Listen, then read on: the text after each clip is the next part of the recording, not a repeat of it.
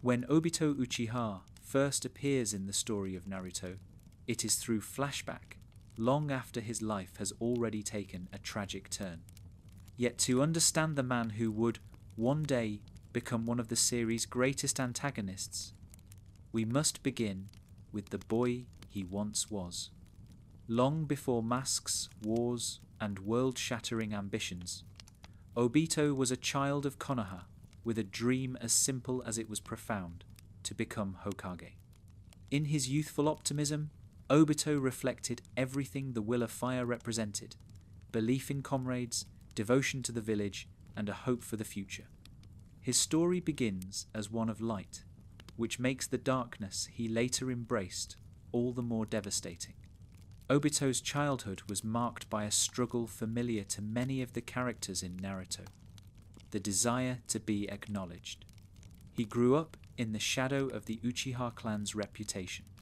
While the Uchiha were known for their pride, power, and the legendary Sharingan, Obito himself was clumsy, late to training, and lacking in natural talent compared to his peers. Where others seemed to embody the brilliance of their bloodline, Obito was ordinary, yet this never extinguished his spirit. He compensated for his shortcomings with determination, always eager to prove himself and win the respect of others. His dream of becoming Hokage was not born from ambition or arrogance, but from a desire to connect. Obito wanted to be someone who could protect others, someone people could look up to. In this way, he was a mirror of Naruto Uzumaki, another underdog with big dreams who longed for recognition. Both boys were dismissed as failures in their youth, mocked for their lack of skill, but what defined them was not their weakness, it was their refusal to give up. For Obito, the dream of Hokage was not about power, but about belonging, about proving that even someone overlooked could rise to greatness through willpower and loyalty. Obito's role in Team Minato provided the crucible in which his character developed. Alongside Kakashi Hatake, the prodigy of the academy, and Rin Nohara, the kind-hearted medic nin, Obito formed a trio under the guidance of Minato Namikaze, the future fourth Hokage. The dynamics of this team shaped his personality. Kakashi embodied everything Obito lacked: talent, composure, and skill. Rin, by contrast, embodied compassion and understanding, often serving as the bridge between the two boys. Obito admired her kindness deeply, developing feelings for her that became a driving force in his early years. The rivalry between Obito and Kakashi defined much of his youth. Kakashi was disciplined and critical, holding fast to the rules of the shinobi code. Obito, meanwhile, was emotional and idealistic, often running late and failing to live up to expectations. Their clashes were frequent, with Kakashi viewing Obito as incompetent and Obito resenting Kakashi's arrogance. Yet beneath the rivalry was a hidden bond, one that would only become clear in the face of tragedy. For all their differences, both boys shared a commitment to their comrades, and both were shaped by Minato's wisdom. What set Obito apart, even in his youth, was his heart. He embodied the core philosophy that would later define Naruto himself: the belief that comrades come first, even before the mission. He did not view people as tools of the shinobi system, but as irreplaceable bonds worth protecting. This ideal put him at odds with Kakashi's early worldview, where rules and missions came before personal feelings.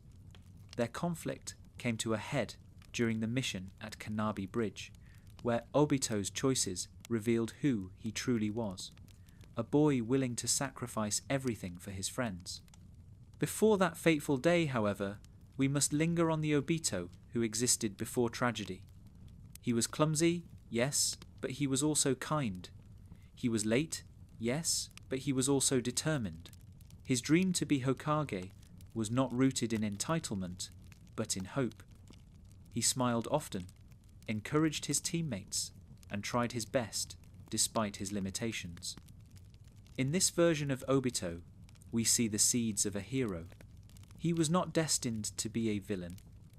He was destined to be someone great until fate intervened. Looking back at Obito's youth is bittersweet because it forces us to reconcile the boy he was with, the man he became. When we see him later, hardened by pain and consumed by darkness, it is almost impossible to believe that he once radiated such warmth. And yet, this duality is what makes his story so compelling. Obito's fall matters because his rise was once possible. His betrayal matters because his loyalty was once unshakable. The tragedy of Obito Uchiha begins not with evil, but with innocence. It begins with a boy who looked at the Hokage monument and dreamed of carving his face into it, not for glory, but for the chance to be acknowledged. This dream never truly left him, even when he abandoned it in bitterness. Deep inside, the boy who wanted to be Hokage remained, buried beneath layers of pain, anger, and manipulation. It is this buried dream that Naruto would later unearth, the spark of hope that Obito himself had long since forgotten. But for now, in the beginning of his journey, Obito was simply a boy like Naruto, underestimated, but burning with the will of fire. And that makes the path ahead, filled with loss, betrayal, and redemption, all the more powerful. To understand Obito Uchiha's path, we must look closely at the team that shaped his early life. Team Minato. Composed of Kakashi Hatake, Rin Nohara, and Obito himself, under the leadership of Minato Namikaze, this squad embodied the contradictions, tensions, and bonds that defined the shinobi system. It was within this team that Obito's ideals were sharpened, where his rivalry with Kakashi took root, and where the connections that later tore him apart were first formed. At the center of Team Minato stood their teacher, Minato Namikaze, a shinobi whose brilliance and compassion foreshadowed his destiny as the fourth Hokage. Minato's leadership style was calm, patient, and nurturing. Unlike many jonin who were hardened by war, Minato treated his students not just as subordinates, but as individuals with unique strengths. He encouraged Obito even when he struggled, recognizing the boy's determination beneath his clumsy exterior. In Minato, Obito found a model of the kind of Hokage he dreamed of becoming, strong, wise, and caring. This admiration fueled his own ambitions and deepened his loyalty to the team. The dynamic between Obito and Kakashi was the most volatile aspect of Team Minato. Kakashi was everything Obito was not, a prodigy who graduated early, precise in his training, and strict about rules. His father's death had left him with a rigid worldview, where the mission came before personal feelings. Obito, by contrast, was idealistic, emotional, and convinced that comrades came first. These opposing philosophies clashed constantly, turning every mission into a battleground of ideology as much as skill. To Kakashi, Obito was a burden, someone unreliable who jeopardized the mission with his lateness and mistakes. To Obito, Kakashi was cold and arrogant, blind to what truly mattered.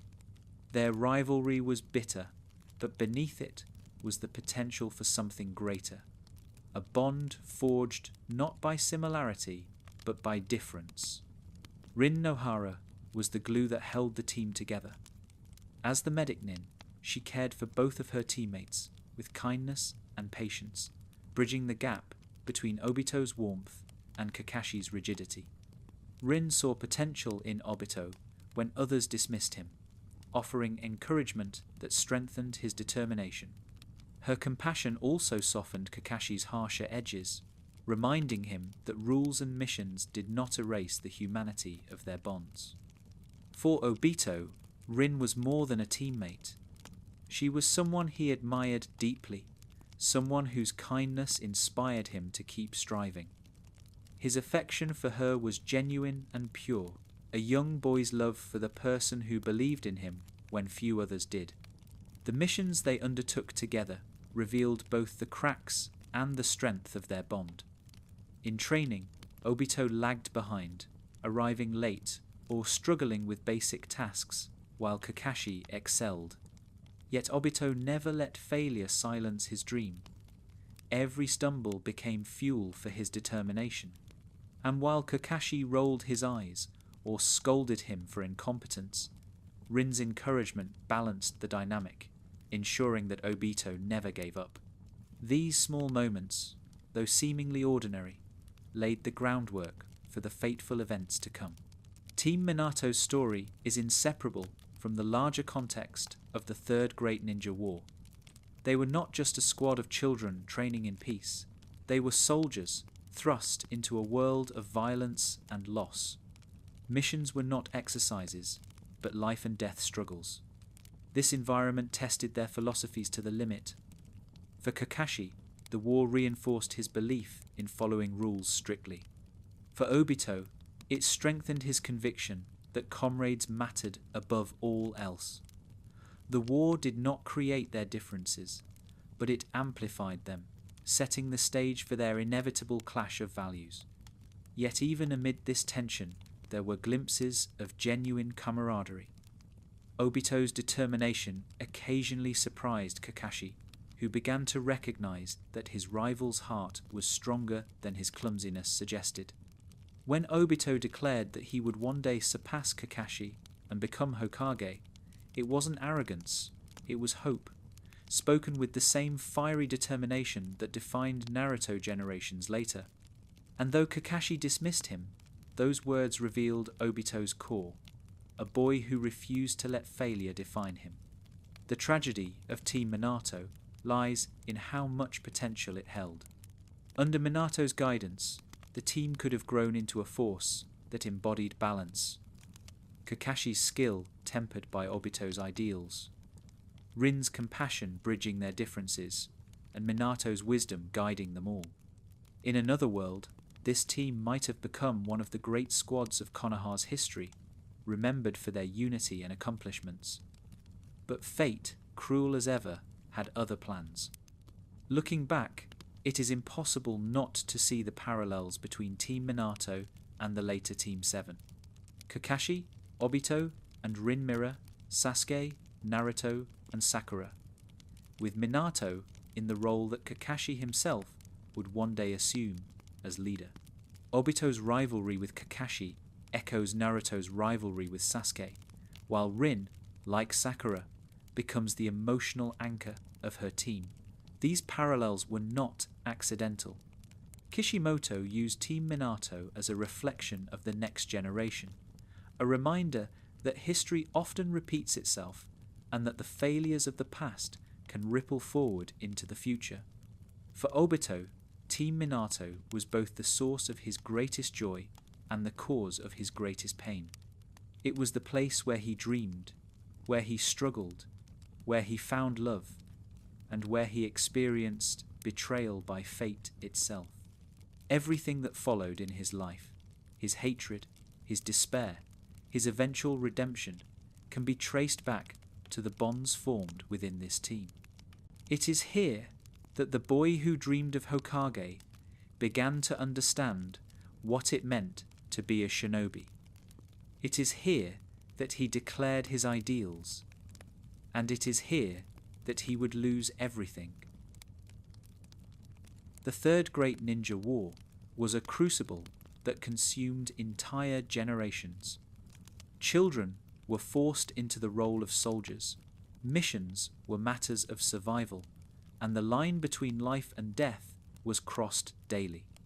For Team Minato, it was the Kanabi Bridge mission that became their defining trial, the place where ideals clashed with reality and where Obito Uchiha's life would change forever. The mission itself was straightforward in purpose, but perilous in execution. Konoha sought to destroy the Kanabi Bridge to cripple enemy supply lines and tilt the balance of the war. Minato, already proving himself as a formidable shinobi, was called away to support the larger battlefield, leaving Kakashi, newly promoted to Jonin, in charge of leading Obito and Rin. It was a test not only of their skills, but of their ability to work together without their teacher's guiding hand. What followed was not just a mission, but a tragedy that would echo across the entire shinobi world. Kakashi, as leader, embodied his rigid adherence to rules. When Rin was captured by enemy shinobi, he insisted that the mission take priority. The goal was to destroy the bridge, and in his mind, the risk of abandoning the mission for Rin's sake would endanger Konoha. This decision revealed the starkest contrast between him and Obito. For Obito, comrades were everything. To him, abandoning Rin would be unthinkable. His words to Kakashi cut through the cold logic.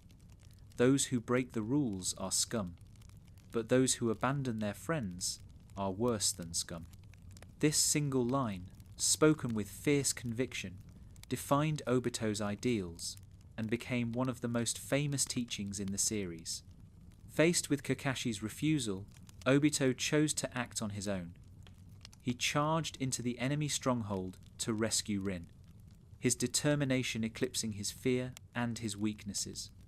For once, he was not clumsy or late, he was decisive, brave, and unwavering. And it was this courage that began to change Kakashi's heart. Seeing Obito's resolve, Kakashi followed him, realizing that his teammates' ideals carried a truth his own rigid code had overlooked. This moment of unity, fragile and fleeting, revealed the bond that had always been possible between them, buried beneath rivalry and resentment.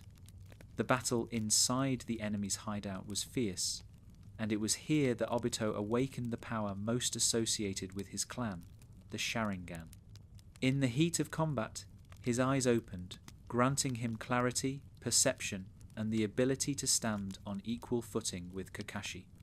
For Obito, it was a moment of vindication, proof that his determination could awaken the greatness within him, proof that he was not destined to be ordinary. With his new power, he fought side by side with Kakashi, and together they managed to rescue Rin. For a brief moment, it seemed as though Team Minato had been reforged, united by shared ideals and newfound respect. But fate, cruel as ever, struck at the moment of triumph. As the three attempted to escape, the cave began to collapse from an enemy counterattack. In the chaos, Obito shoved Kakashi out of the way, only to be crushed by falling rocks himself. His body was pinned, irreparably wounded, with no chance of escape. It was here, beneath the weight of stone and inevitability, that Obito made his final gift. He turned to Kakashi and entrusted him with his Sharingan, symbolically giving him not only his eye, but his ideals. With this act, Obito's rivalry with Kakashi ended, not in bitterness, but in unity. He gave Kakashi the vision to see what he could not, both literally and figuratively, ensuring that his ideals would live on even if he did not. The scene of Obito's death is one of the most heartbreaking in Naruto.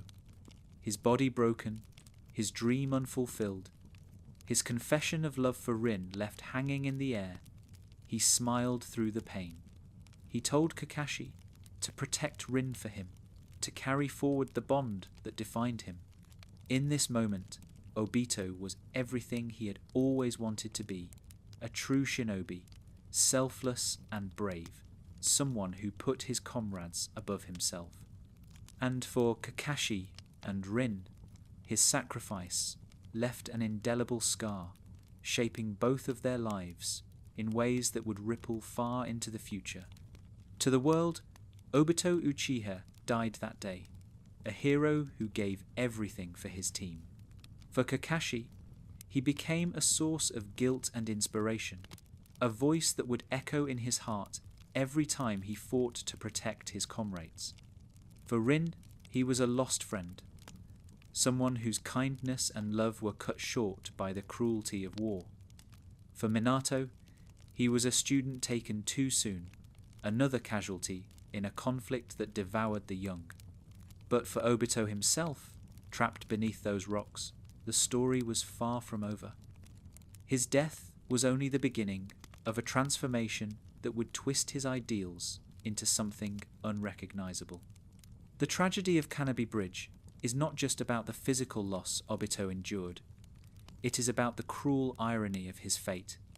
At the very moment he proved his ideals, at the very moment he became the shinobi he always wanted to be, he was struck down.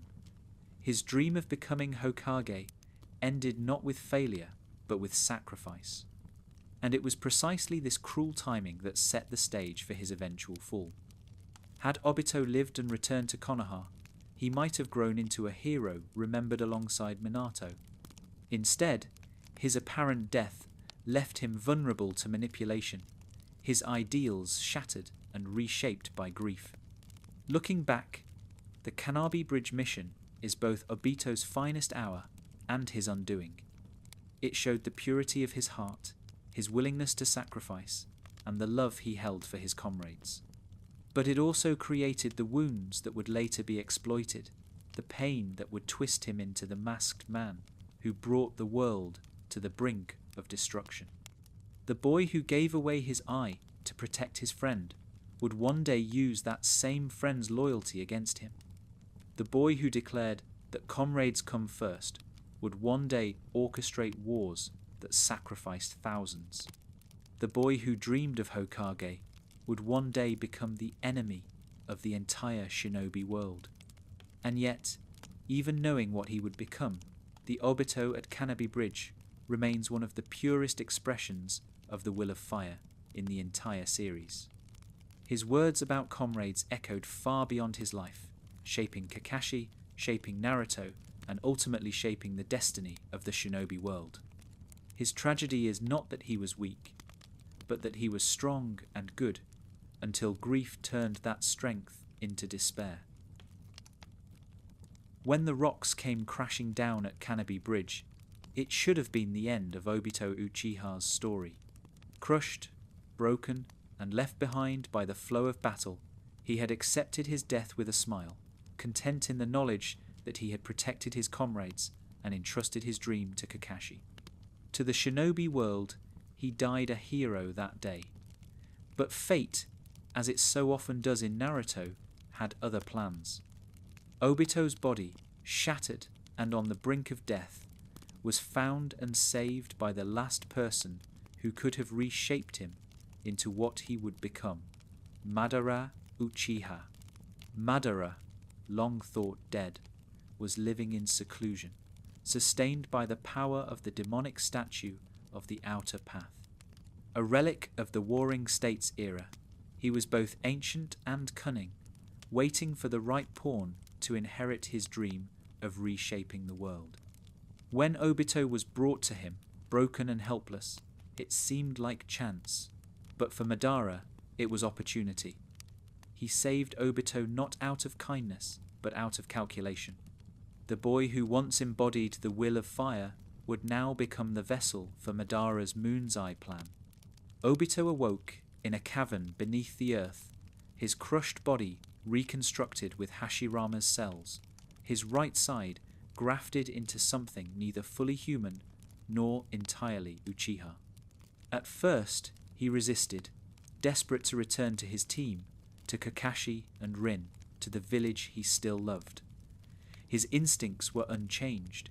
He was still the boy who believed in comrades. Madara, patient and manipulative, did not argue. He simply waited. He provided Obito with a reason to live, all while ensuring that his body would be bound to him through the grafts and the constant presence of the demonic statue. During this time, Obito was assisted by White Zetsu and Guruguru, entities born from Madara's experiments with Hashirama's cells. They helped him walk again, trained him, and, perhaps most importantly, exposed him to the horrors of the world beyond. Through them, Obito learned of the cruelty and endless cycle of war. Still, he clung to his ideals, insisting that once he healed, he would return to Rin and Kakashi. His optimism was not yet extinguished.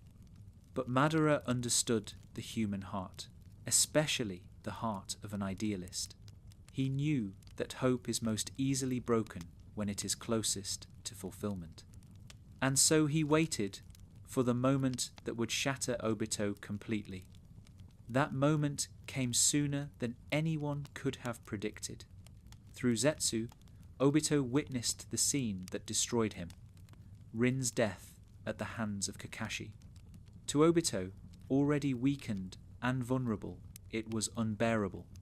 Rin, the person who had always believed in him, the person he loved, was gone. And the one who killed her was Kakashi, the very friend he had entrusted his eye to, the friend he had believed would carry on his ideals. In reality, Kakashi's act was one of desperation, a tragic attempt to prevent Rin, who had been turned into a jinchūriki, from becoming a weapon against the village. But to Obito, watching through the eyes of Zetsu, it looked like betrayal.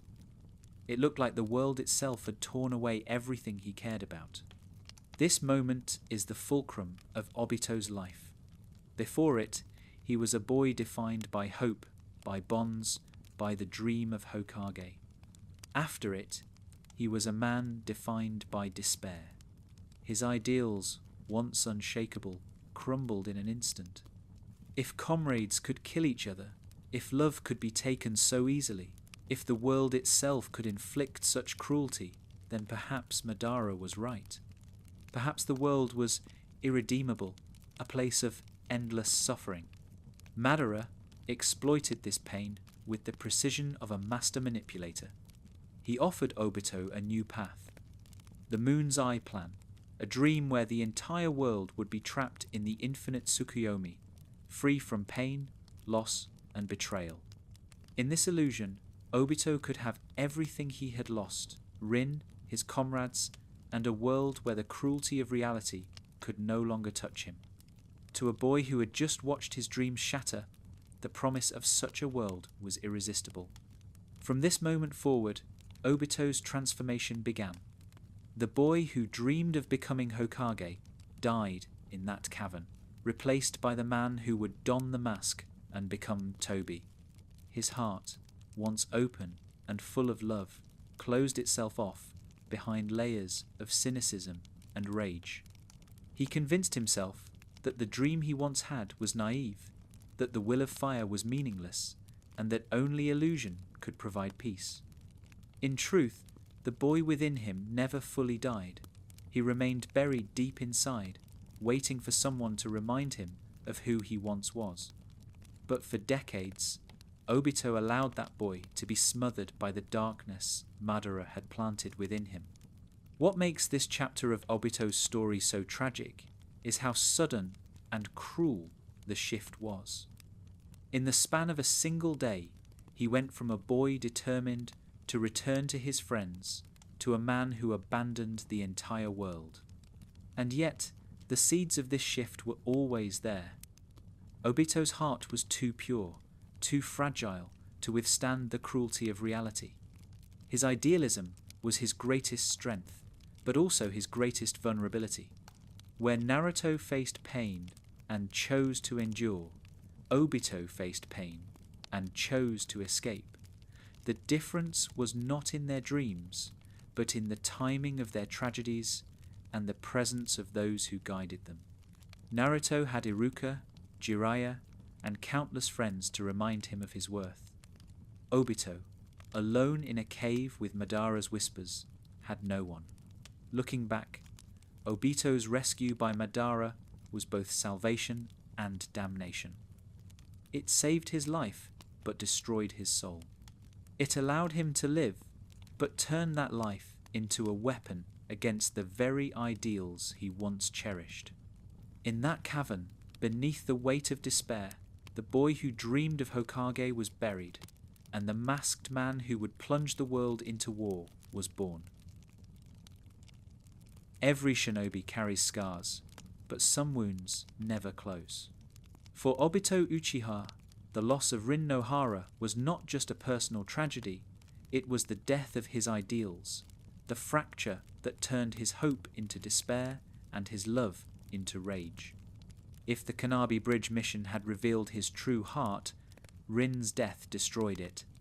In the space of a heartbeat, everything Obito believed in crumbled, and the boy who dreamed of Hokage gave way to the man who would become Konoha's greatest betrayer. Rin was more than just a teammate to Obito. She was the light of Team Minato, the one who bridged the gap between his clumsy optimism and Kakashi's cold precision. Where Kakashi often dismissed him, Rin encouraged him. She saw past his lateness, his failures, and his flaws, and she believed in the determination that burned within him. For Obito, this kindness grew into love. He adored her, not with arrogance, but with the earnest affection of a boy who finally felt seen. She represented everything he wanted to protect: his comrades, his village, and the dream of a future where bonds mattered more than missions. When Obito was crushed at Kanabi Bridge and thought he would never see her again, his final words were for Rin. Entrusting Kakashi with his Sharingan, he begged him to protect her. That promise became the bond tying Kakashi and Obito together, even across life and death. For Obito, Rin was his reason to fight, his reason to live, his reason to dream. To lose her was unthinkable. But war is cruel, and the shinobi world is ruthless. After Obito's supposed death, Rin became a target. Captured by enemy forces, she was turned into the Three Tails jinchūriki, a living weapon meant to be unleashed on Konoha. She realized the truth, that she was a danger not only to her comrades, but to the entire village. And so, in an act of selflessness that mirrored Obito's own sacrifice, Rin chose death over endangering those she loved. During a mission, she intentionally ran into Kakashi's Chidori, impaling herself on his blade. The scene was horrifying in its tragedy. Kakashi, who had sworn to protect her, became the instrument of her death. Rin, who had always been the heart of Team Minato, was gone in an instant. And Obito, through the eyes of Zetsu, witnessed it all. Trapped, powerless, he watched the two people who defined his world, the friend he trusted and the girl he loved, brought together in the most devastating way possible. Kakashi's anguished scream echoed across the battlefield, but for Obito it was silence. The moment he saw Rin's lifeless body, something inside him broke. This was the point of no return. Until then, Obito had clung to the hope of returning to his comrades, of rejoining the life he had lost. But Rin's death severed that hope completely. In his eyes, the world was unforgivable. It was a place where innocence was sacrificed, where love was torn away, where comradeship ended in betrayal. Kakashi's actions, though unintended, appeared to Obito as proof of this cruelty. The friend he had entrusted with his dream had killed the girl he loved. The system he had believed in had twisted bonds into weapons. To Obito, the conclusion was simple. This world was worthless. Madara did not need to persuade him further.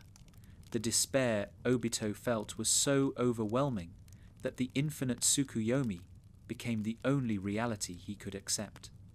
If the real world could not preserve bonds, then an illusion would. If comrades could be torn apart, then a dream could reunite them. Rin's death was not just a personal loss. It was the ideological breaking point that made Obito abandon the will of fire. The boy who once declared that comrades came before missions now believed that the world itself was broken beyond repair. The irony of this tragedy is crushing. Rin's death was not the result of betrayal or malice, but of her own selflessness. She chose to die to protect her village, just as Obito once chose to die to protect his friends. Her sacrifice was an act of love. But to Obito, Blinded by grief and rage, it became the ultimate betrayal. He could not see her choice for what it was. He could only see her absence, her blood on Kakashi's hands, and the emptiness left behind. In this misunderstanding, in this fracture of perception, Obito's ideals twisted into their opposite. Love became anger, loyalty became manipulation, hope became nihilism. From this point onward, Obito's life was consumed by the goal of creating a world where Rin never had to die, a world where no one would ever feel the pain he carried. But his solution, the infinite Tsukuyomi, was itself a betrayal of Rin's ideals. Rin sacrificed herself for the real world, for the people she loved. Obito, unable to bear her loss, chose to destroy that real world and replace it with illusion. This paradox is the essence of his tragedy. Everything he did was in Rin's name, yet every choice he made betrayed what Rin herself believed in. Kakashi, too, was defined by this moment. The guilt of killing Rin haunted him for years, shaping his every action. For him, Obito's words about comrades became a constant reminder of his failure, even as he tried to live up to them. In this way, Rin's death bound both Kakashi and Obito, but in opposite directions. Kakashi used the pain to honor her memory and Obito's ideals. Obito used it to justify tearing the world apart. Both carried the same wound, but only one found a way to heal. Looking back, Rin's death is one of the most pivotal moments in all of Naruto. It is the catalyst that created the masked man, the hidden force behind Akatsuki, and the architect of the Fourth Shinobi War. But at its core, it is not just a narrative device. It is a deeply human tragedy. A boy who loved too much, who dreamed too brightly, had that light ripped away in the cruelest way possible. And in the ashes of that loss, he chose to burn the world. Obito's descent into darkness cannot be understood without understanding Rin. She was his heart, his hope, and his future. When she died, so did the boy who dreamed of Hokage. What remained was a shadow, a mask, and a man who would spend the rest of his life trying to rebuild a world that could give him back what he had lost. The death of Rin shattered Obito's soul, but it did not kill him. What rose from the ashes of that moment was no longer the boy who dreamed of Hokage, but something darker, a shadow of the Uchiha, a man who abandoned his name and chose instead to exist behind a mask. The world believed Obito Uchiha had died as a hero at Canopy Bridge, but in truth he was reborn in secrecy as Toby, the mysterious figure who would one day shake the shinobi world to its foundations. The mask was more than a disguise. It was the symbol of his death and rebirth. By hiding his face, Obito severed his ties to the boy he once was. He could no longer look in the mirror and see the child who believed in comrades, in Rin, in the dream of Hokage. The mask erased him, leaving only the identity Madara had nurtured in him, the man who would carry forward the Moon's Eye plan. Where once Obito had been defined by his heart, Toby was defined by deception. At first, Obito operated directly under Madara's guidance. Madara was old and nearing death, but his will was strong and his plan was clear. He entrusted Obito with continuing his dream of casting the infinite Tsukuyomi across the world, creating an illusion of peace that would end all conflict. For Obito, still consumed by the grief of Rin's death, this plan was not just appealing, it was salvation. It promised him a world where Rin lived, where bonds were unbroken, where the cruelty of reality could no longer reach him. Madara's manipulation had succeeded. When Madara finally died, Obito inherited not only his plan but also his identity. To the world he became Madara Uchiha, a name that carried fear and weight. This deception allowed him to wield influence far greater than he could have achieved under his true name.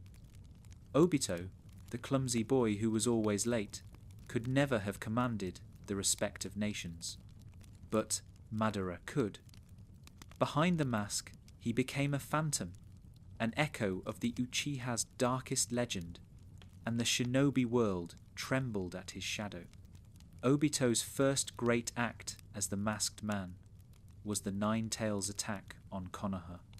Slipping into the village, he manipulated events to unleash Kurama, targeting Minato Namikaze, his former teacher, who had risen to the role of Hokage. This battle was both personal and symbolic. Obito faced the man he once admired, the man who had guided him with patience and hope. But now, instead of standing as his student, he stood as his enemy, wielding destruction against the very village he once dreamed of leading. Though Minato ultimately defeated him and sealed the Nine Tails, the attack left scars that would shape the next generation, including Naruto himself. Obito's hand was on the wheel of destiny, even as he remained hidden in the shadows.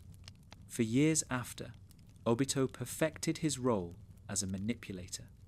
He joined Akatsuki under the guise of Tobi, a goofy and seemingly harmless subordinate. With a cheerful tone, clumsy behavior, and an almost comical presence, he convinced the group that he was little more than a fool. This mask within the mask allowed him to hide in plain sight, gathering information and influence without revealing his true identity. Yet behind the facade, he pulled strings, steering Akatsuki toward Madara's plan. The duality of Obito during this time is striking. To some, he was Tobi, the bumbling clown. To others, he was Madara, the legendary Uchiha reborn. This ability to wear masks within masks reveals not only his cunning, but also the depth of his self-denial. Obito buried his true self so deeply that even he seemed to forget the boy beneath it. The kindness, the warmth, the idealism, all of it was locked away, smothered beneath layers of lies. But no matter how many masks he wore, the wound of Rin's death remained at his core, fueling every move he made. What makes this stage of Obito's life so fascinating is the scale of his ambition. He was no longer content to mourn Rin or curse the world quietly. He sought to reshape reality itself. The boy who once wanted to be Hokage, so that people would acknowledge him now, wanted to control the entire world so that no one would suffer as he had. But in chasing this goal, he betrayed the very ideals he once held. He manipulated Nagato, twisting his pain into a weapon. He controlled Akatsuki, using their members as pawns. He engineered conflicts, wars, and betrayals, all while hiding behind his mask. The boy who once declared that abandoning comrades was worse than scum, now abandoned the entire world to illusion. And yet, the tragedy of Obito's mask is that it was never complete. No matter how deeply he buried himself in deception, pieces of the boy he once was continued to slip through. His attachment to Kakashi never disappeared, manifesting as bitterness and resentment. His love for Rin never faded, though it was twisted into obsession. His idealism never fully died, though it was redirected into a distorted vision of peace. The mask allowed him to hide, but it could not erase his past. That contradiction would become the key to his eventual downfall. By the time Obito emerged as the true leader of Akatsuki, his identity as the masked man was solidified. To the shinobi world, he was a mystery, a phantom manipulating events from the shadows. To himself, he was a man without a name, without bonds, without the pain of reality, or so he claimed. In truth, every choice he made, every mask he wore, was driven by the pain he could never escape. Rin's death was the wound, Madara's plan was the bandage, and the mask was the wall between who he was and who he had become. In the end, the story of the masked man is not about deception alone. It is about loss, denial, and the desperate attempt to bury pain so deep that it cannot be felt. Obito believed that by hiding behind the mask, by taking on the identity of Madara, he could escape the boy who once loved, who once dreamed, who once believed. But the truth was always waiting, just beneath the surface, in the eyes of Kakashi and the words of Naruto, ready to remind him of who he truly was. By the time Obito had fully embraced his role as the masked man, his ambitions were far too large to pursue alone. The Moon's Eye plan demanded power on an unprecedented scale, the capture of all nine-tailed beasts, and the unification of enough military force to oppose the great shinobi nations. To achieve this, Obito needed pawns, partners, and soldiers. He found them in the Akatsuki. What began as a small organization rooted in Nagato's pain and Konan's ideals was twisted under Obito's hand into the most feared group in the shinobi world. The Akatsuki became his weapon, and their rise was his rise. The origins of Akatsuki were born out of tragedy in the land of rain. Nagato, Konan, and Yahiko formed the group to bring peace to a country ravaged by constant conflict. Their dream was noble, to end suffering and give their homeland stability. But Yahiko's death and Nagato's awakening of the Rinnegan shifted their path toward violence. It was in this fractured moment that Obito stepped in, presenting himself as Madara Uchiha and offering Nagato the means to achieve his goals. Obito never needed to reveal his true self. The name alone was enough to command fear and respect, and in Nagato's grief he was vulnerable to manipulation. Under Obito's influence, Akatsuki changed from a band of revolutionaries into a mercenary organization, gathering powerful rogue shinobi from across the nations. Kisame Hoshigaki, Itachi Uchiha, Deidara, Sasori, Hidan, Kakuzu, each member had their own reasons for joining, but behind their varied motivations was Obito's guiding hand. He fed them promises of power, wealth, or purpose, all while concealing his true aim. Every mission they took, every village they terrorized, every tailed beast they pursued, it was all in service of the Moon's Eye plan. What makes Obito's manipulation so chilling is how well he understood human weakness. To Nagato, he offered the illusion of peace through power. To Kisame, he presented himself as a kindred spirit who sought to tear down a false world. To Itachi, he played the role of ally, allowing him to use Akatsuki as a cover for his own mission of protecting Konoha. To the others, he dangled wealth or chaos, whatever suited their desires. Each member believed they were acting on their own goals, but in reality, they were dancing on the strings of the masked man. As Akatsuki grew, so too did Obito's influence. The group became infamous, its red clouds, a symbol of terror across the nations. Villages whispered their name in fear, and even the great powers could not ignore them. By organizing the capture of the tailed beasts, Obito brought the world's most destructive forces under his control. Every success moved him closer to the ultimate goal, the resurrection of the Ten Tails and the casting of the infinite Tsukuyomi. Yet throughout it all, Obito remained hidden. Few ever saw his true power, and fewer still understood his true purpose. The brilliance of Obito's rise within Akatsuki lies in his willingness to remain in the shadows. Unlike Nagato, who declared his intentions openly as pain, Obito allowed others to stand at the forefront. He let pain become the face of Akatsuki, a godlike figure who struck terror into the villages with his declaration of vengeance. Pain's attack on Konoha, which left the village in ruins, was one of the most devastating assaults in shinobi history. But even then, it was Obito who benefited most. Pain carried out the destruction, but Obito harvested the chaos. He stepped in afterward to claim Nagato's Rinnegan, consolidating his power and ensuring that Akatsuki's true purpose remained aligned with his plan. What makes this chapter of Obito's life so tragic is the contrast between what Akatsuki was meant to be and what it became. Yahiko dreamed of peace. Nagato dreamed of ending suffering. But under Obito's manipulation, their ideals were hollowed out, turned into tools for a plan that would enslave the entire world in illusion. The red clouds that once symbolized rain falling over a war-torn land became symbols of destruction and death. And Obito, who once believed in comrades and love, orchestrated it all from behind his mask. Yet even as Akatsuki rose to power, the contradictions within Obito remained.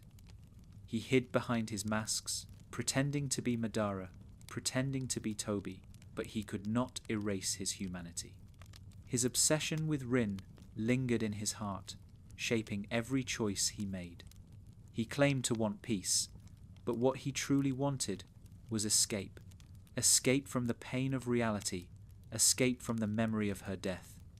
Every tailed beast captured, every village destroyed, every shinobi killed in Akatsuki's name, it was all to build a world where Rin still lived, even if that world was only an illusion. The Akatsuki's rise was the rise of Obito's ambition. Through lies, manipulation, and patience, he built an organization capable of challenging the great nations. He created a storm that swept across the shinobi world, leaving devastation in its wake. But behind the grand plan, behind the terrifying mask, was still the boy from Konoha, broken by loss, using the world as a canvas to paint over his grief. The tragedy of Akatsuki's rise is that it was never truly about peace or power.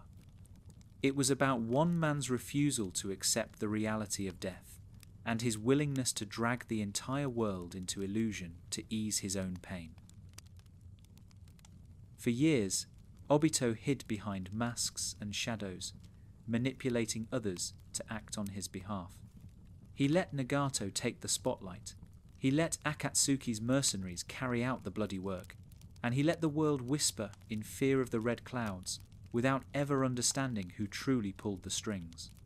But there comes a point when deception can no longer contain ambition, when the mask must face the world directly.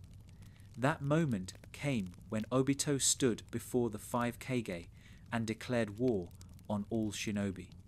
It was the day the boy who dreamed of Hokage became the man who sought to enslave the entire world. The stage was set after Nagato's defeat. Pain's invasion of Konoha had ended in failure, with Naruto inspiring Nagato to turn away from vengeance at the last moment. This left Obito without his most powerful pawn. Yet Obito, ever the opportunist, turned loss into opportunity. Claiming Nagato's Rinnegan for himself, he consolidated power and finally stepped out from the shadows. Disguised as Madara Uchiha, he revealed himself to the world's leaders, not with subtle manipulations, but with a direct ultimatum. Obito's words to the 5 Kage were chilling in their certainty. He laid out the Moon's Eye plan plainly: the resurrection of the 10 Tails, the casting of the infinite Tsukuyomi, and the creation of a world without pain, loss, or war. To him, this was not conquest, but salvation. To the Kage, it was an unforgivable violation of freedom, a threat to enslave every person in illusion. When they refused his demands, Obito declared the 4th Great Ninja War. In that instant, he set the entire shinobi world ablaze. What makes this moment so powerful is the confidence with which Obito embraced his new role. For years, he had hidden behind others, content to manipulate from the sidelines. But by declaring war, he became the villain in full.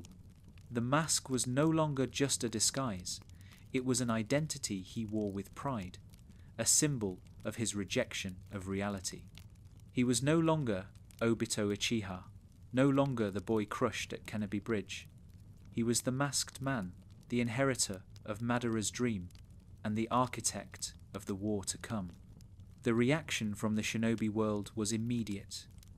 For the first time in history, the five great nations set aside their rivalries and formed the allied shinobi forces. Obito's threat was so immense that enemies who had fought for centuries united under a single banner.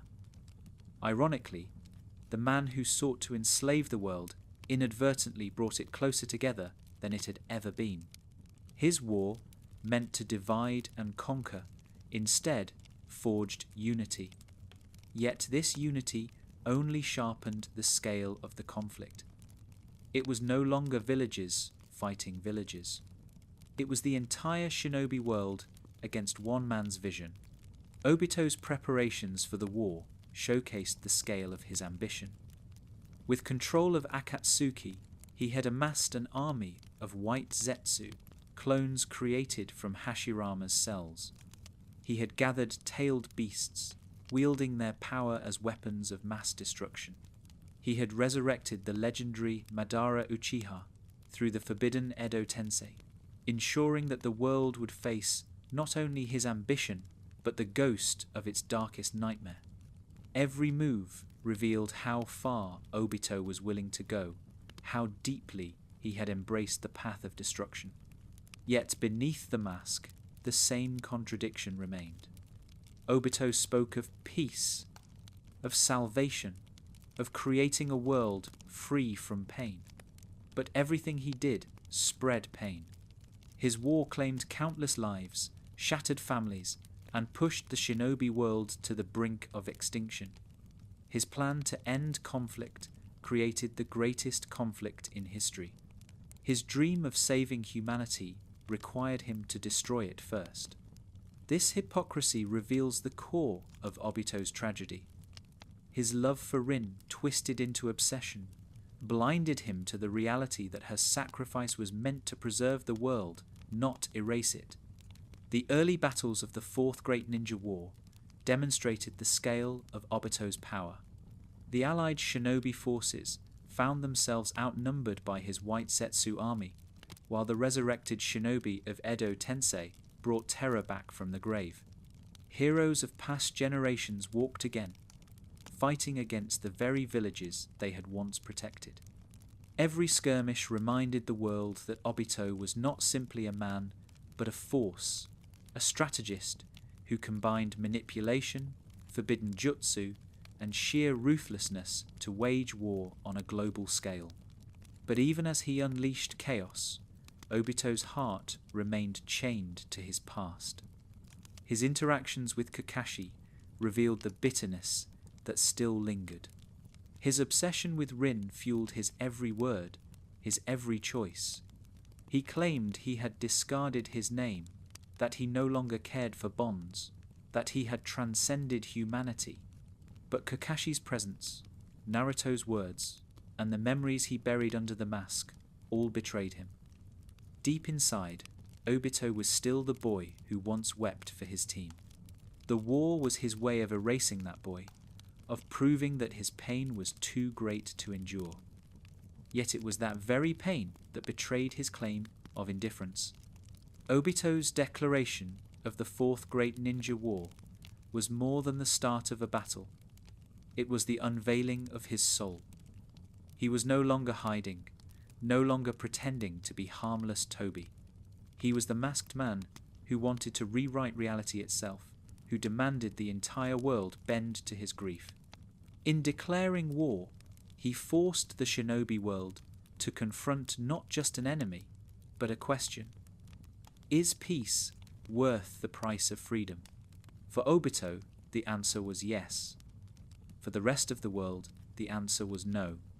That clash of visions would define the war to come, a war not just of armies, but of ideals. And at the center of it all stood Obito Uchiha, the boy who had once wanted to be Hokage, now the man who wanted to enslave the entire world. The Fourth Great Ninja War was filled with battles of staggering scale, entire armies clashing, legendary shinobi resurrected, and the Ten Tails itself unleashed. Yet among all these battles, one of the most intimate and devastating was the confrontation between Obito, Kakashi, and Naruto. It was a fight not just of jutsu, but of memory, ideals, and broken bonds. For Obito, it was a chance to prove that his despair had value. For Kakashi, it was a confrontation with the friend he had lost long ago. And for Naruto, it was the test of whether his belief in bonds could withstand the weight of Obito's disillusionment. The battle began not with fists, but with the shattering of truth. When Obito's mask was finally destroyed, the shinobi world was stunned to see the face of someone thought long dead. For Kakashi, it was an almost unbearable revelation. The boy who had entrusted him with the Sharingan, the comrade who had died beneath the rocks of Canopy Bridge, was alive, and he was the enemy who had caused so much suffering.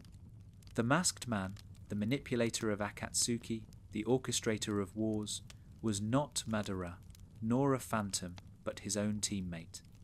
The weight of this truth crushed Kakashi with guilt, as though Rin's death had not been the end of their tragedy, but the beginning. Obito, however, showed no hesitation. He claimed that Obito Uchiha had died long ago, that the man standing before them was nothing but an empty shell carrying forward Madara's will. He told Kakashi that the promise to protect Rin, the Sharingan he had entrusted, the ideals he once spoke of, all of it was meaningless in the face of reality's cruelty. To Obito, Kakashi was the embodiment of the world's failure. Rin was dead, their team was shattered, and the will of fire was nothing more than a lie. In abandoning his name, Obito declared that he had abandoned hope itself. The battle between Obito and Kakashi was as much emotional as it was physical. They clashed within the realm of Kamui, a dimension tied to the Sharingan both of them shared. Their fight was a reflection of everything they once were. Teammates who had trained together, rivals who had pushed each other, and comrades bound by bonds now broken. Every strike carried decades of history. Every word carried unspoken grief. Kakashi, haunted by guilt, fought not only for survival, but to redeem the bond he had failed to protect. Obito fought to prove that the bond had never mattered at all. Naruto's role in this confrontation was crucial. Unlike Kakashi, he had no personal history with Obito. But he understood him better than anyone else could. Naruto saw in Obito the same boy he once was, underestimated, lonely, and dreaming of becoming Hokage. Obito's fall into despair was the path Naruto himself could have taken had he been consumed by his pain. This recognition made their ideological clash all the more powerful. Obito insisted that bonds were meaningless, that the world was only suffering, that illusion was the only escape. Naruto countered with his unshakable belief that bonds defined who people were, that loss made them stronger, and that reality, no matter how painful, was worth protecting. What makes this confrontation so moving is how personal it was for each of them. For Obito, it was the chance to justify his choices, to convince himself that despair was strength. For Kakashi, it was the chance to face his guilt, to try and reach the boy he had lost. For Naruto, it was a test of his ideals, proof that his path was not just empty optimism, but a genuine alternative to Obito's nihilism. Their words cut deeper than their blows, each sentence carrying the weight of decades. As the battle raged, cracks began to show in Obito's certainty. Naruto's words reached him in a way no attack could. When Naruto declared that he would never abandon his comrades, no matter what, It echoed Obito's own words from Kanabi Bridge, the words that had once defined him. In Naruto, Obito saw the boy he used to be, the boy he had buried beneath his mask. The more Naruto fought for his ideals, the harder it became for Obito to deny the truth. The mask was gone, but now the walls within his heart began to fracture as well. The symbolism of this fight cannot be overstated. Kakashi and Obito's battle within Kamui represented the clash of past and present, guilt and betrayal. Naruto and Obito's battle represented the clash of ideals. Despair versus hope, illusion versus reality, surrender versus endurance. Together, they forced Obito to confront himself in a way he had avoided for decades. His insistence that the world was meaningless faltered in the face of Naruto's conviction. His belief that bonds were worthless cracked as Kakashi and Naruto fought not against him as a monster, but for him as a friend. Yet Obito did not yield immediately. His pain was too deep, his guilt too consuming. He clung to the moon's eye plan, insisting that the infinite Tsukuyomi was the only path to peace. He forced himself to believe that Rin's death, the war, and his betrayals could only be justified if the world itself was erased. But even as he fought with this conviction, the boy within him stirred, the boy who had once smiled at Rin and dreamed of Hokage. That boy had been buried for decades, but Naruto's words brought him back into the light, if only faintly. This confrontation marked the turning point of Obito's arc. His mask was shattered, his identity revealed, and his ideals directly challenged. No longer could he hide as Tobi or Madara. He was Obito Uchiha again, whether he admitted it or not. And in that reawakening, the path to his eventual redemption began. In the end, Obito versus Naruto and Kakashi was not just a battle of shinobi, it was the story of a boy lost to despair, confronted by the man he could have been. It was a reminder that no matter how far someone falls, the bonds they once cherished can never truly be erased. And for Obito, it was the first step toward remembering that he was not a mask, not a ghost, but a person who once loved, once dreamed, and perhaps could still find redemption. For all his years of deception, manipulation, and preparation, Obito Uchiha's true ambition was always singular: to gather the tailed beasts, resurrect the 10 tails, and cast the infinite Tsukuyomi upon the world. Every lie told as Tobi, every step taken as Madara, every life lost in Akatsuki's wars, all of it built toward this moment. When Obito became the jinchūriki of the 10 tails, he stood as one of the most powerful beings in shinobi history. But beneath the overwhelming scale of his strength lay the same broken heart that had always defined him. His rise to godhood was not freedom from pain, but the ultimate expression of it. The 10 tails was not just another beast.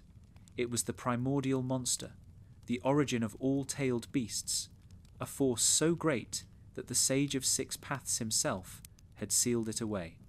To become its jinchūriki was to wield power that could bend the world itself. When Obito succeeded in absorbing the beast, his transformation was terrifying.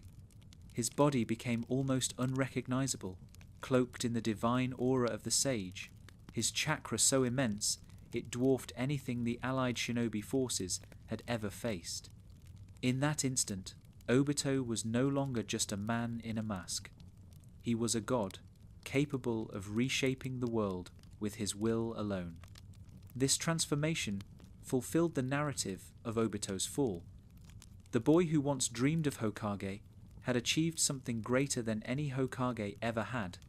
He had united the tailed beasts within himself, wielded the 10 tails, and reached a plane of existence no ordinary shinobi could touch.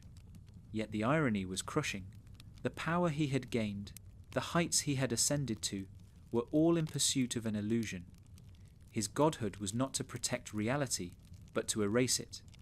Where Naruto sought to lift the world as it was, Obito sought to replace it with a dream.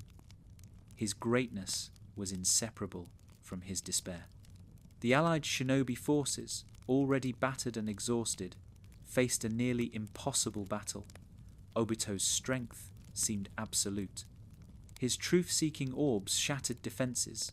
His chakra blasts tore through entire battalions, and even the combined efforts of Naruto, Sasuke, the reanimated Hokage, and the alliance seemed powerless against him.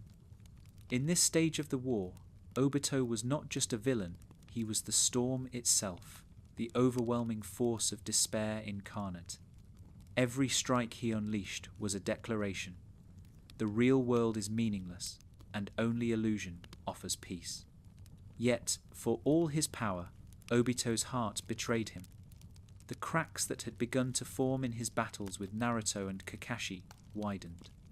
When Naruto declared his refusal to abandon his comrades, when he spoke of becoming Hokage, not for recognition, but for the people he loved, Obito was forced to see the reflection of his younger self. The boy he once was, the ideals he once carried, stared back at him through Naruto's determination. Even as the Ten Tails chakra coursed through his veins, even as he wielded the power of a god, Obito could not silence the voice of the child who had once said those same words. This inner conflict became the battlefield within the battlefield. On the outside, Obito was the unstoppable jinchūriki, overwhelming his enemies with divine might. On the inside, he was fighting himself, torn between the despair that had driven him for decades and the hope that Naruto awakened in him. His godhood made him invincible, but it also left him vulnerable to reflection. For the first time, he was forced to confront not only the people opposing him, but the truth of his own heart. Kakashi's presence only deepened the conflict. Their rivalry, their bond, and the wound of Rin's death all resurfaced in these final battles. Kakashi refused to give up on Obito, even when the world saw him as a monster. He reminded him of their past, of the ideals they once shared, of the promises Obito had made. To Kakashi, the man before him was still his comrade, still the boy who had once entrusted him with his Sharingan. To Obito, these reminders were daggers, forcing him to remember the person he had buried beneath the mask. The irony of Obito's transformation is that it revealed the limits of power. For all the might of the Ten Tails, for all the godlike abilities he wielded, he could not silence his own heart. Power could destroy armies, reshape landscapes, and bend reality, but it could not erase memory, love, or regret. The boy who dreamed of Hokage still lived within him, no matter how desperately he tried to deny it, and it was this truth, not raw power, that would eventually undo him. Obito's time as the Ten Tails Jinchūriki represents the height of his villainy and the beginning of his redemption. At his peak, he was unbeatable, a god walking among mortals. But that same peak forced him to confront the hollowness of his ambition. The infinite Tsukuyomi promised a world without pain, but in the faces of Naruto and Kakashi, Obito saw proof that the real world, with all its suffering, still held meaning. His overwhelming strength made his fall inevitable because it left him nowhere to hide from the truth. In the end, Obito as the Ten Tails Jinchūriki was the ultimate paradox. He was the strongest man alive, yet the weakest against his own heart. He had everything, yet nothing. He stood on the brink of remaking the world, yet all he truly wanted was a single life, a single bond that had been stolen from him decades before. And as Naruto and Kakashi fought not only his body, but his soul, the cracks in his facade widened, setting the stage for the collapse of the illusion he had built his entire life upon. For much of the Fourth Great Ninja War, Obito presented himself as unshakable. Behind his mask, behind his power, he claimed to have abandoned all attachments. He spoke with certainty, wielded destruction without hesitation, and declared the world meaningless. As the jinchūriki of the Ten Tails, he had ascended to a plane far above the shinobi who opposed him. Yet, for all his declarations of certainty, the truth was more fragile. The boy who once dreamed of becoming Hokage still lingered inside him, hidden but alive. And in his confrontation with Naruto Uzumaki, the mask that had long concealed his heart began to crumble. Naruto's power was never just his jutsu. It was his ability to connect with people, to see through the pain that defined them, and to remind them of who they really were. Against Obito, this ability became more powerful than any Rasengan or Kurama-powered strike. Naruto saw Obito for what he truly was, not a god, not a mask, but a broken boy who had once believed in the same ideals he now sought to erase. Where others saw only a monster, Naruto saw a reflection of himself, the path he could have taken if he had given in to loneliness and despair. This recognition gave Naruto a unique strength in their battle. His words cut through Obito's bravado, reminding him of the dreams he had abandoned and the promises he had once made. When Naruto declared that he would never give up on his comrades, it echoed the same words Obito had spoken years earlier at Canopy Bridge. The irony was undeniable. The ideals Obito now mocked were the very ideals he had once embodied. Each reminder was a seed of doubt, forcing Obito to confront the possibility that he had not transcended pain, but simply surrendered to it. Kakashi's presence deepened the conflict. To Obito, Kakashi was both a symbol of betrayal and a reminder of his own past. He blamed Kakashi for Rin's death, using that moment as justification for everything he had done since. Yet, even Obito could not fully deny the bond they once shared. Kakashi's refusal to give up on him, his insistence that Obito was still his comrade, stirred emotions Obito claimed no longer existed.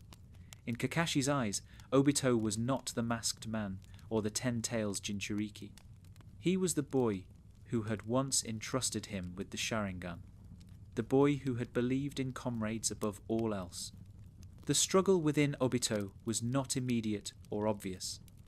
On the outside, he continued to wield overwhelming power, crushing enemies with godlike force. He repeated his declarations about the futility of reality, about the inevitability of the Moon's Eye plan. But inside, the seeds of doubt grew. He found himself hesitating, remembering the boy he once was. The infinite Tsukuyomi promised to erase pain, but it also meant erasing choice, erasing the bonds he once cherished. For the first time in decades, Obito was forced to ask himself whether his path was truly the one Rin would have wanted. Naruto's words hit hardest because they revealed the hypocrisy Obito had buried deep within himself. He claimed he no longer cared about comrades, yet his entire plan was rooted in his inability to let go of Rin. He claimed he no longer felt pain, yet every word he spoke was laced with the anguish of her loss. He claimed the world was meaningless, yet he devoted his life to reshaping it. Naruto exposed the truth. Obito's despair was not strength, but weakness. His refusal to accept reality was not wisdom, but fear. The seeds of doubt were watered by memory. As Obito fought, he remembered his past, the boy who struggled to keep up, the rivalries with Kakashi, the encouragement of Rin, the guidance of Minato.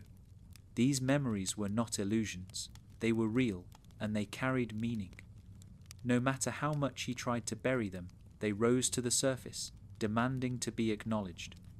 Naruto's conviction forced Obito to see that the bonds he dismissed as worthless were the very bonds that had defined him all along. Obito's hesitation did not go unnoticed. The allied shinobi forces seized every opening, pressing their attack. But more importantly, Naruto seized the opportunity to reach his heart. He extended his hand, not in mockery, but in genuine belief that Obito could still change. This gesture, so simple and so honest, struck at the core of Obito's being. He had once dreamed of being acknowledged, of being someone others could rely on. To see that dream reflected in Naruto was to remember the person he used to be. The seeds of doubt did not immediately change Obito. He continued to fight, continued to pursue the infinite Tsukuyomi, but the cracks in his certainty grew wider. His godlike power could no longer shield him from his humanity. The boy who loved Rin, who dreamed of Hokage, who believed in comrades, was no longer silent. He whispered in the back of Obito's mind, reminding him that he had not always been a monster, and in those whispers, Obito's eventual redemption began to take shape. The significance of this stage in Obito's journey is profound. It shows that no matter how far someone falls, no matter how much they bury themselves in masks and lies, the truth of who they are can never be erased. Obito was not born a villain. He became one through pain and despair. And because of that, the possibility of change remained alive within him. The seeds of doubt planted by Naruto and Kakashi were the first cracks in the armor of his nihilism, the first signs that the man who once dreamed of Hokage could still return. For decades, Obito Uchiha lived as a man consumed by despair. He hid behind masks, twisted his ideals, and waged war against the entire shinobi world. He told himself he had abandoned love, comrades, and humanity itself, but in truth, everything he did was born of the wound that Rin's death had left within him. Every choice, every battle, every declaration of nihilism was a way to avoid facing that pain. When Naruto and Kakashi confronted him with the truth that he had not truly abandoned his ideals but buried them, the cracks in his certainty grew too deep to ignore. The boy who dreamed of Hokage was still alive inside him, waiting for the moment to return. That moment came when Obito turned against Madara. Madara had always been the true puppeteer, the origin of the Moon's Eye plan, and the one who manipulated Obito from the very beginning. For years, Obito believed he was carrying forward Madara's will, but in reality, he was only a pawn. When the time came, Madara betrayed him without hesitation, seizing control of his body and using him as a vessel to further his own ambitions. It was in this betrayal that Obito finally saw the futility of his path. He had surrendered his ideals, sacrificed countless lives, and abandoned his name, all to serve a dream that was never truly his. Madara's indifference revealed the truth. Obito had not transcended the pain of reality. He had only been enslaved by another man's despair. This realization forced Obito to confront himself. For the first time since Rin's death, he stopped running. He admitted what he had long denied, that he still cared, that he still loved, that he still longed for the bonds he had lost. In Naruto's determination, in Kakashi's loyalty, and even in the unity of the allied shinobi forces, he saw a reflection of the world he once dreamed of. And in that reflection, he remembered what it meant to believe. The turning point came when Obito chose to stand with Naruto against Madara. Instead of clinging to the infinite Tsukuyomi, he placed his faith in the next generation. He lent Naruto his strength, fighting not as the masked man or the 10 Tails Jinchūriki, but as Obito Uchiha, the boy who had once declared that comrades came before everything. In this act, he reclaimed his name, his identity, and his humanity. For the first time in years, he was no longer hiding. Obito's redemption reached its peak when he sacrificed himself to save Naruto and the shinobi world.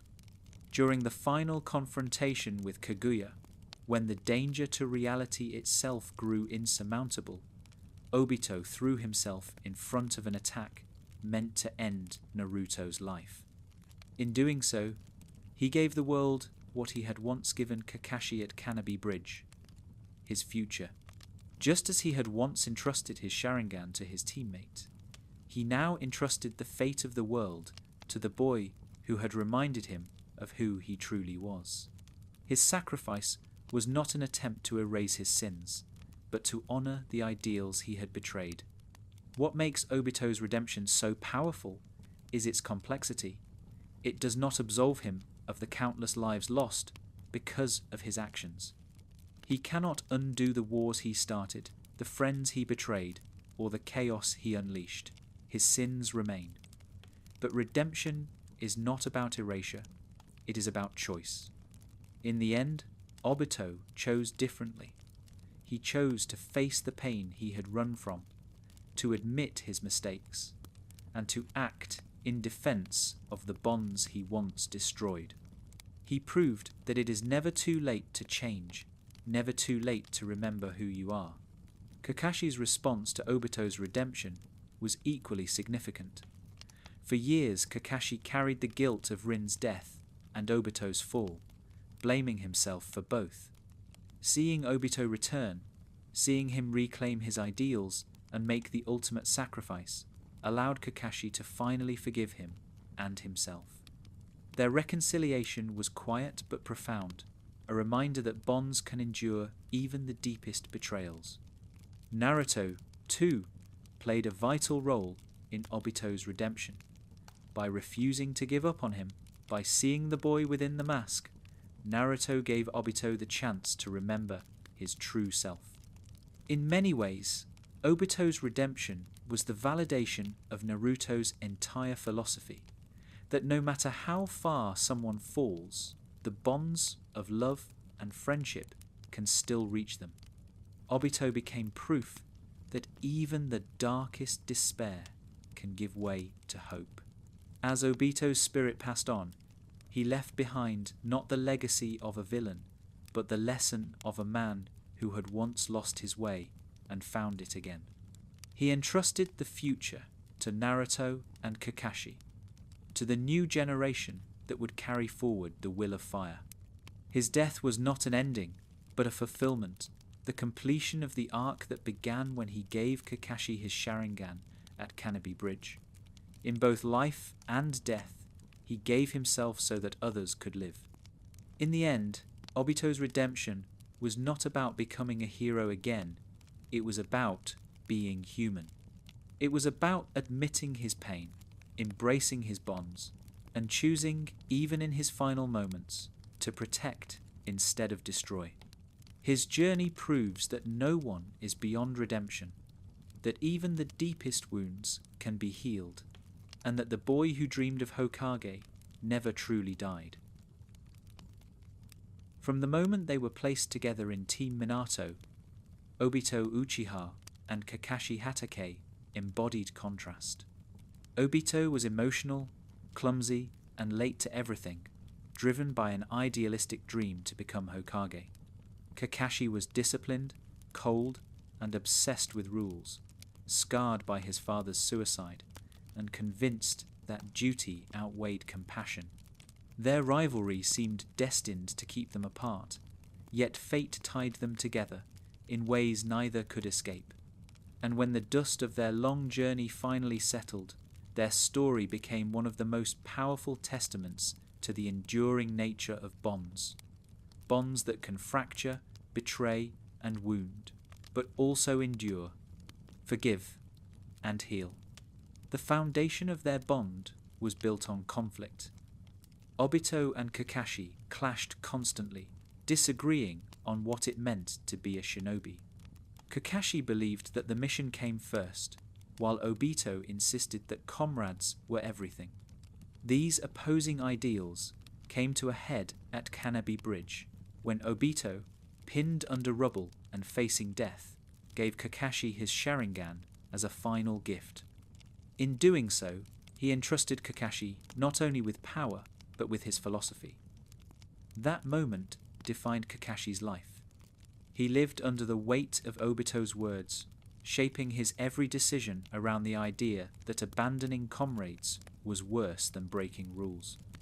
Yet, what was meant as a gift of hope became a burden of guilt when Rin's death followed soon after.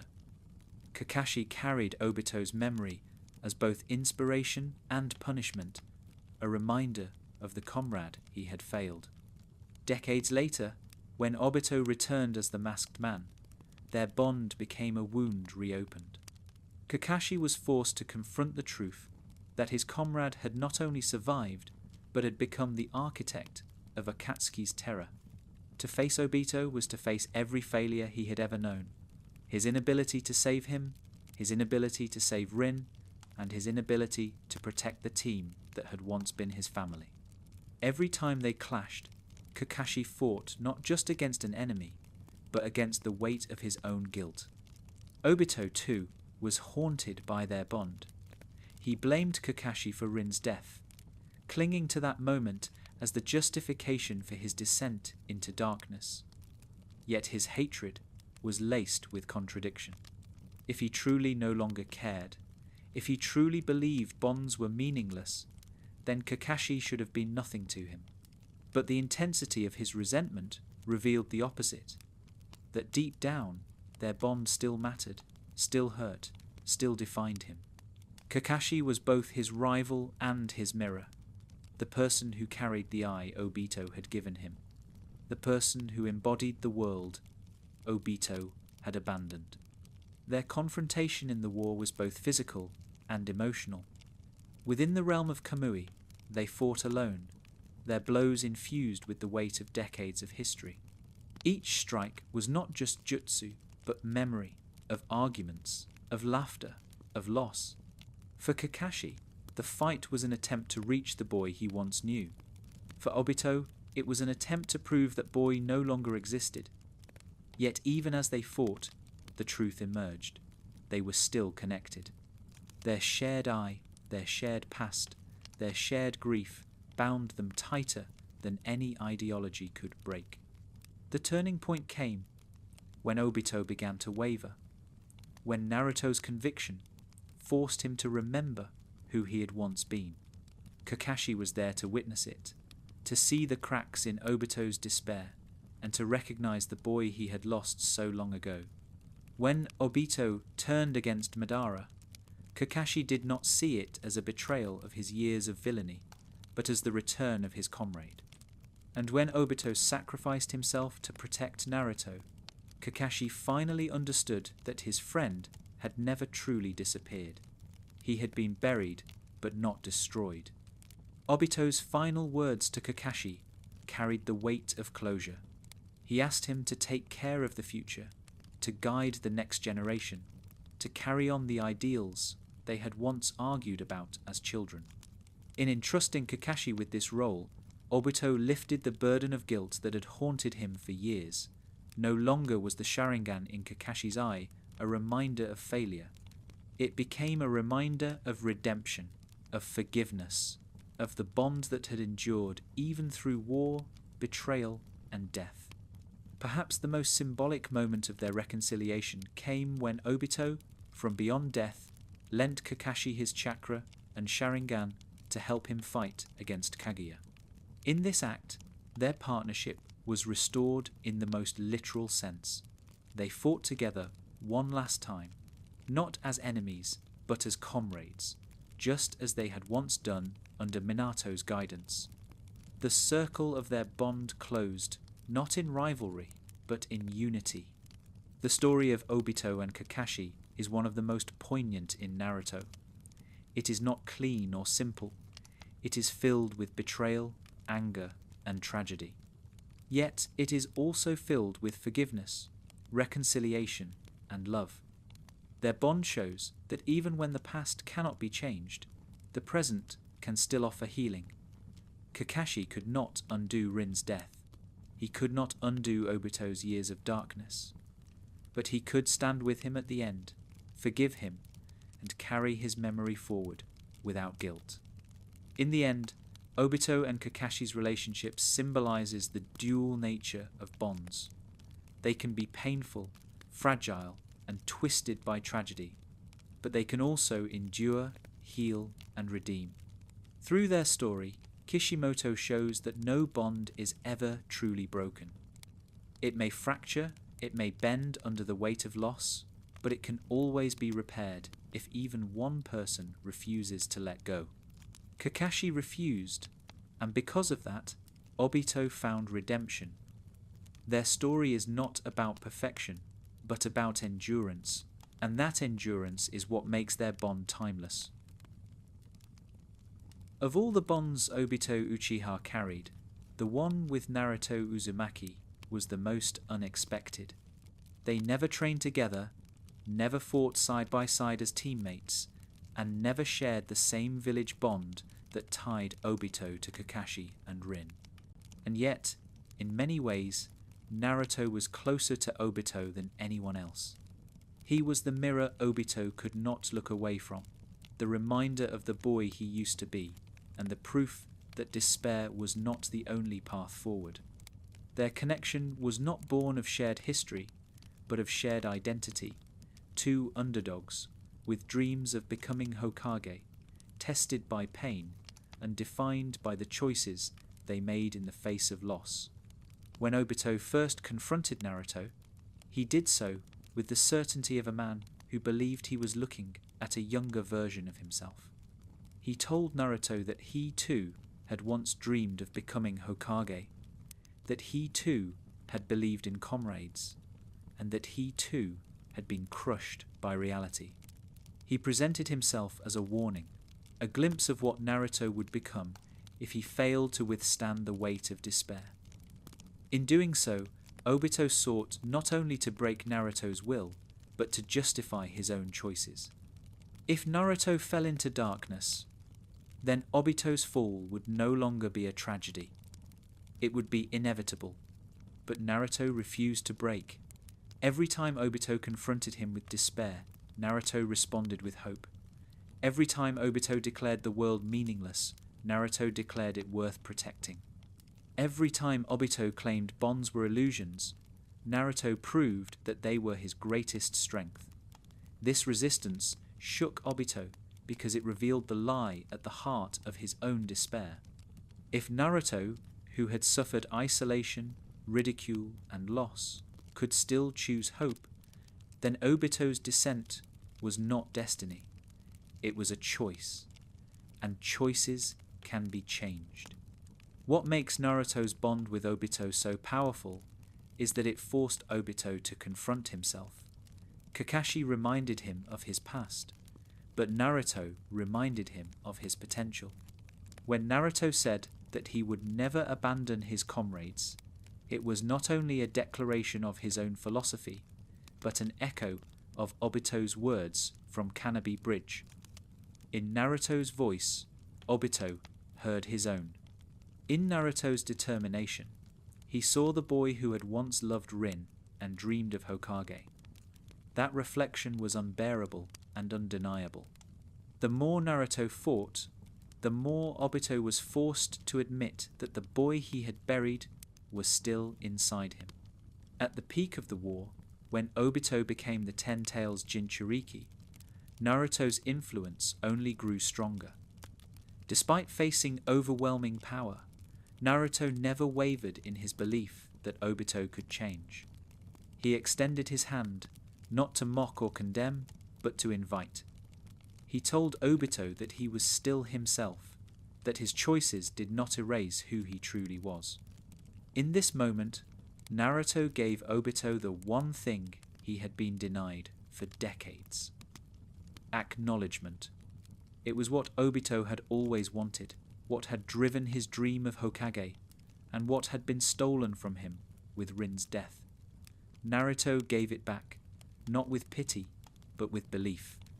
Naruto's ability to redeem Obito was not just about words, it was about living proof. He had endured everything Obito had endured: loneliness, ridicule, the threat of despair, and yet he had chosen differently. Naruto showed Obito that suffering does not have to lead to surrender, that pain does not have to end in illusion.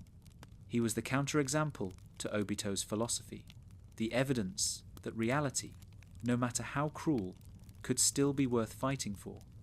This was something Obito could not deny. The boy he once was recognized himself in Naruto, and in that recognition he found the strength to turn back. Their bond also carried symbolic weight. Obito represented the past, the dreams of a boy who had been crushed by despair. Naruto represented the future, the fulfillment of those dreams by someone who refused to break. In many ways, Naruto did not just redeem Obito, he completed him. Where Obito had failed to become Hokage, Naruto succeeded. Where Obito abandoned his comrades, Naruto saved his. Where Obito chose illusion, Naruto chose reality. And yet, Naruto never dismissed Obito as worthless. He saw him as someone who had lost his way, someone who could still be part of the future he was building. In Obito's final moments, this bond reached its fulfillment. When he sacrificed himself to save Naruto, it was not only an act of redemption, but a passing of the torch. He entrusted his will to Naruto, believing that the boy who reminded him of himself would succeed where he had failed. His death was not the erasure of his sins, but the acceptance of his humanity. And Naruto, in turn, carried Obito's memory forward, not as a villain, but as someone who had returned to the light. The relationship between Obito and Naruto demonstrates one of the central themes of Naruto: the power of bonds to change people, even at their lowest. Obito was not saved by power or defeat in battle. He was saved by recognition, by acknowledgement, by the reflection of himself in someone who chose differently. Naruto did not see Obito as a monster, but as a mirror. And in that mirror, Obito found himself again. In the end, Obito and Naruto were not enemies. They were two sides of the same coin, one who fell into despair and one who rose above it. Together, they tell the story of what it means to dream, to lose, to suffer, and to choose. And in their bond, the boy who dreamed of Hokage was reborn, not through illusion, but through the hope he had once carried, and that Naruto carried still. Obito Uchiha's story is one of the most tragic and complex in Naruto. He was not a simple villain, nor a simple hero. He was both a boy who dreamed of Hokage, a man who drowned in despair, and finally, a soul who found redemption at the edge of his life. His legacy is not defined by one moment, but by the entire arc of his existence, his innocence, his corruption, his redemption, and the lessons he left behind for the shinobi world. Obito's legacy begins with his dream. As a child, he was not special. He was clumsy, late, and mocked for his failures, overshadowed by the brilliance of Kakashi and the power of his Uchiha clan. Yet, he carried a dream that gave him strength to become Hokage, to be acknowledged, to protect the people he loved. This dream made him a mirror of Naruto Uzumaki, another outcast boy with big ambitions. For Obito, the dream was never about power, it was about belonging. And in that simple desire, he embodied the best of the will of fire. But his legacy is also defined by tragedy. At Kanabi Bridge, Obito proved the strength of his ideals by sacrificing himself to save Kakashi and Rin. In that moment, he was everything he wanted to be, a comrade who put his friends above all else. Yet the cruelty of fate twisted this sacrifice into despair. When he saw Rin's death, his dream collapsed. The boy who once declared that comrades were everything chose to abandon the world that had taken his comrade away. His descent into darkness was not because he was weak, but because he cared too deeply. His heart was too fragile to endure the cruelty of reality, and in his grief he became the masked man who sought to erase the world itself.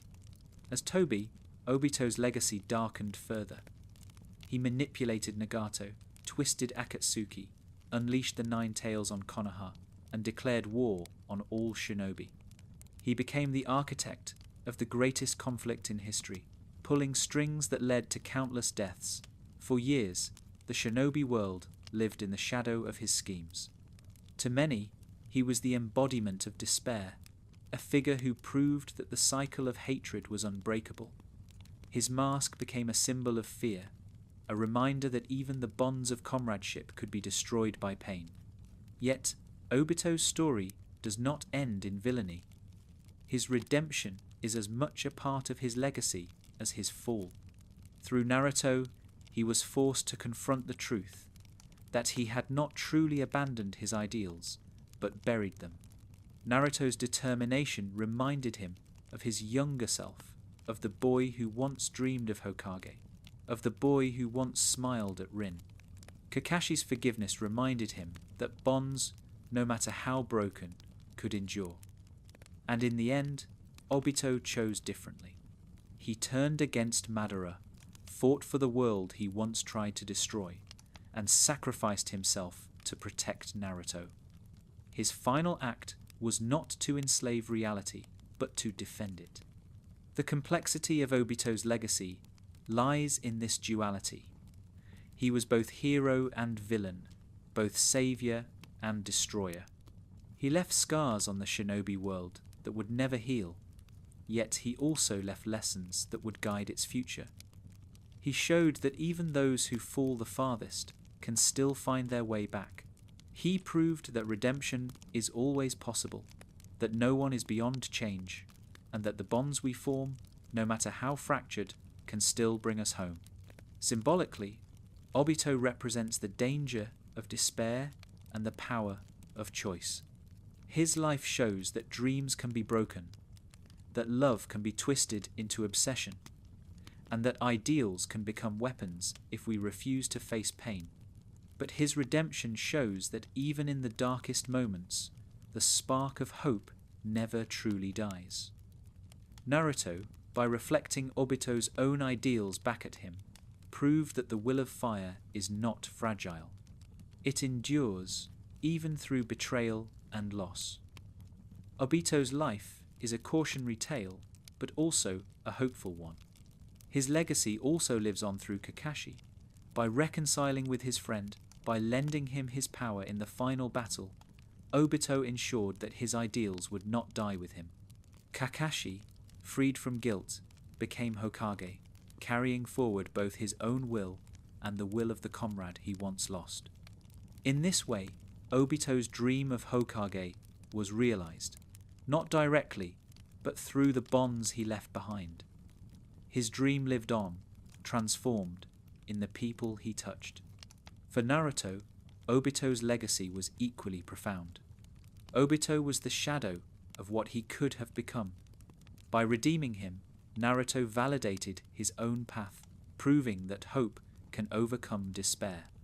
Obito became the living example of Naruto's philosophy, that no one is beyond saving, that bonds define who we are, and that the cycle of hatred can be broken. In the end, Obito Uchiha's legacy is one of paradox. He was a villain who became a hero again. He was a boy who dreamed of protecting reality, and a man who tried to erase it. He was a symbol of despair, but also a symbol of redemption.